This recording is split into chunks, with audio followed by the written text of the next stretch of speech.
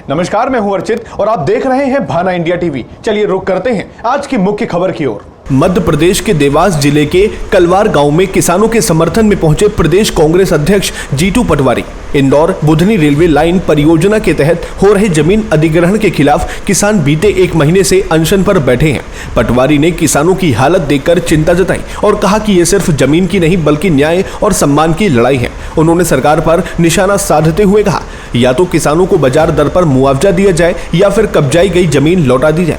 पटवारी ने बीजेपी और मोहन सरकार पर सीधा हमला बोला और कहा कि सत्ता की नीयत किसानों के खिलाफ है। साथ ही केंद्रीय कृषि मंत्री शिवराज सिंह चौहान को घेरते हुए बोले, उन्होंने मेरा नहीं बल्कि देश के किसानों का मजाक उड़ाया।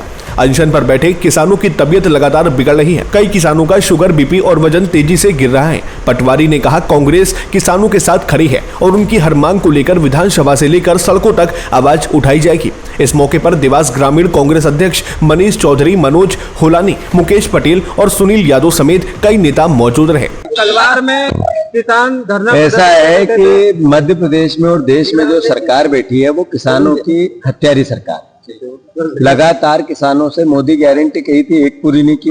और जब किसान के बेटे मांग करते तो उनकी शिवराज सिंह जी कृषि मंत्री देश के मजाक उड़ाते हैं, उनकी बेइज्जती करते हैं, टीवी पे बेइज्जती करते हैं। वो कहते हैं कि गेहूं लेके आ गए और सोयाबीन की बात की। अरे भैया, सोयाबीन भी धरती से उगती है, गेहूं भी धरती से उगता है और मोदी गारंटी सोयाबीन में भी थी, गेहूं में भी थी, तो उसको पूरा करो। 6000 की दो, वो नहीं करेंगे, मजाक उड़ाएंगे। इन्होंने जितनी मेरी मजाक उड़ाई वो मेरी मजाक नहीं थी, किसान के बच्चों की मजाक थी। और इसका जो पारितोषिक है इनको 2028 में मिलेगा। धन्यवाद। भूमि अधिग्रहण अधिनियम का कानून देश में कांग्रेस पार्टी राहुल गांधी और मनमोहन सिंह जी लेके आए थे, जिसमें किसान की ग्रामीण क्षेत्र में जमीन लोगे तो जो बाजार मूल्य उससे एक का 4 देने की घोषणा है। 20% किसानों की सहमति की बात है, जनप्रतिनिधियों की सहमति की बात है।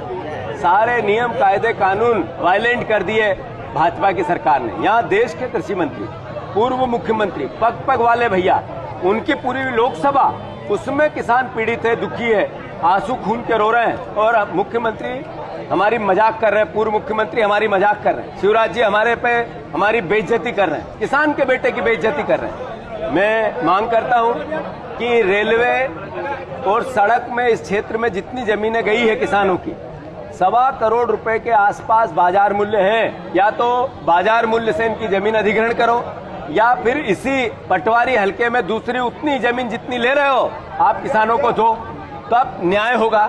अगर आप ऐसा नहीं करते हैं तो हमारा दायित्व है कि हम किसानों के साथ खड़े रहें। हमारा धर्म है कि हम भूमि अधिग्रहण अधिनियम कानून का पालन करें, उसके लिए अपना पॉलिटिकल मोटिवेशन बताएं।